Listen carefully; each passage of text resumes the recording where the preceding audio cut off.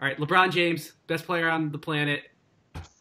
If he wants to come to the Celtics, if he looks at the landscape and says, okay, I can win titles with the Boston Celtics, Danny Ainge makes it happen, right, Jared? Right? I'm not crazy here. Yeah, he does. It's so weird that we could be in this state of existence where we're like, do you want LeBron James? But like, yeah, if they add LeBron James to this team and they don't completely dismantle the team, which I expect, they're probably going to win like a couple titles here. I mean, they're gonna. It's like, oh wait, one of my favorite debates coming out of 2008 was, would you have rather drafted Kevin Durant or had that team? It's like, I don't think it's even a question. You want to get that team and you want to win, and you want to win as soon as you can because you know that you can win. So if you, let's say, I can't imagine as dirty a move as trading Isaiah Thomas was. I feel like doing it with Gordon would be even more just like detrimental because you're really upsetting Brad if you do that. And you got to sit down. He obviously has to sit down with Brad and be like, Brad, if I can trade Gordon and a pick for LeBron, or do you want to do that? And he has to respect whatever Brad says, because I'm pretty sure they would win the title with LeBron and like literally Ty Lue with his eyes closed coaching that team. But like they got Brad here potentially forever, and you do not want to mess with that, especially for LeBron, who probably has, I would guess, 4 to 5 years of championship contention left before he probably hits the twilight phase. And even his twilight phase, he's probably still going to be competing for titles. But so you don't F with that relationship with Brad. You have something truly historically great there. You don't want to mess with it. So if they're able to get LeBron, obviously you do it. And I would definitely trade Gordon Hayward for LeBron, because LeBron is basically, LeBron is an insanely better version of Hayward, to the point that he is probably the greatest player of all time. So like similar players, doesn't really change the system that they were developing. It should be extremely easy. It'll be difficult balancing LeBron with everything else that they've had with the ethos of the team. But I'm pretty sure they start winning titles. I'm pretty sure they turn into what the Warriors are now. They should be winning a lot of titles.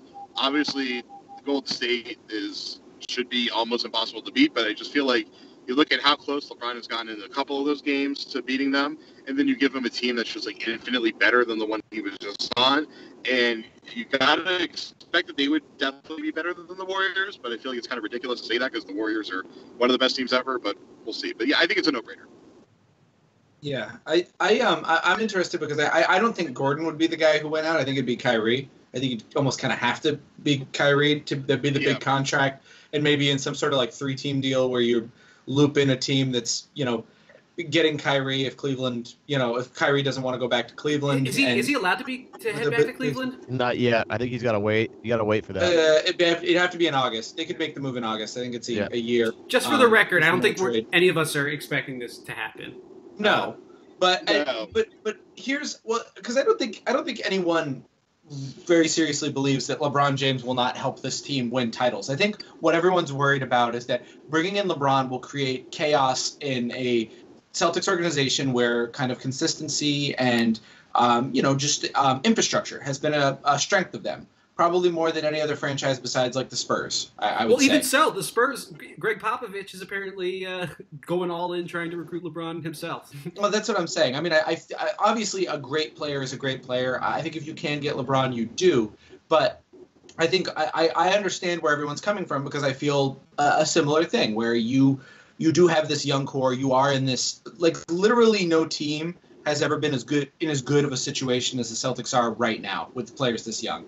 So I understand not wanting to upset the apple cart, so to speak. You've got one of the best coaches. You've got one of the best young prospects. You've got another great young prospect. You've got 3 all-stars. It's just it's an outrageous amount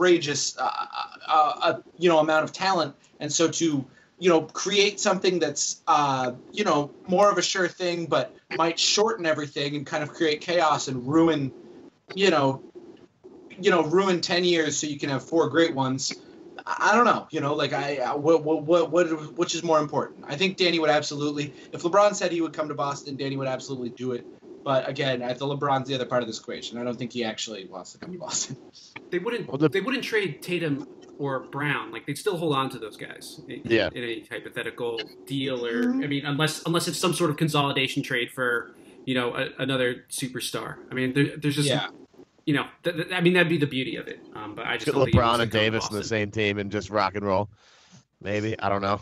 The whole LeBron thing is super interesting. I think a lot of good points have been said. If LeBron really wants to compete for championships, Boston looks as attractive as any destination in the NBA. And he'd have a lot of, you know, unlike in Cleveland, it'd be more like Miami, where there's a really solid structure in place with the front office, with the ownership group, with the head coach spot. I mean, it's got a lot of similarities to Miami in terms of just culture and structure. So I agree with Sheehan on that. The young talent they have already there. I mean, you pair them with Horford and Tatum and Brown and whoever guy they don't trade. Like that's just a ridiculous team. And you know, the idea is intriguing. And what's really funny is to watch. Like there's only two teams in the NBA that would say no to LeBron James, and that's like Boston and Golden State, right? Like Golden State, to get LeBron would have to clear both, I think, Draymond and Klay Thompson to make that work. So they'd have Steph, LeBron, and KD, which would be an outrageous team in its own rights. But, you know, I just, for like competitive purposes, sometimes, you know, like I always say this about like women's college basketball. Like all the top women that go to UConn are like, obviously, yes, I'm going to UConn. But it takes like a special person to be like, no, I don't want to go to UConn. I want to be the person that takes down UConn. And in this case, like maybe Boston's like, no, like we want to be part of the team that takes down LeBron and then takes down Golden State. It makes it a little more competitive landscape. Because if LeBron goes to Boston, forget about it in the Eastern Conference. Like seriously, forget about it. It doesn't matter what team's out there. I don't care if Giannis takes the next step or two. It doesn't matter what happens in Philadelphia. Boston would just be an outrageous team, and you'd have, again, Boston just like it'd be another run of dominance for LeBron in the Eastern Conference. It just like wouldn't be fun, I don't think. And then the squad that Boston has now, like the one thing that if I'm Danny and if I'm Wick and if I'm Brad, like I really do want to see what this team looks like. We saw 5 minutes of it. Like, and now you add another year of Tatum, another year of Brown, and you give guys they get to be more comfortable in that system. Like that I would want to see what the team looks like, and that's what's kind of weird about this whole situation is Boston can even upgrade their roster without even seeing what the final configuration is. They can actually add more too, because they actually weirdly have more money to spend because the Gordon Hayward thing kind of tacked them out, and they only had the room mid-level. They're gonna have the full mid-level exception to add guys if they will so choose. I doubt they will because I really do think they're going to try and stay under the tax to save from the repeaters problems in the future. But you know, an option that's an option for them. They just have more options this offseason to make the team better. Guys, how many of you are scared of hair loss? Well, not me, bro. Look, have you seen my hair? We were just talking about LeBron, and LeBron was one of the 66% of men who lost their hair by age 35. Durant too.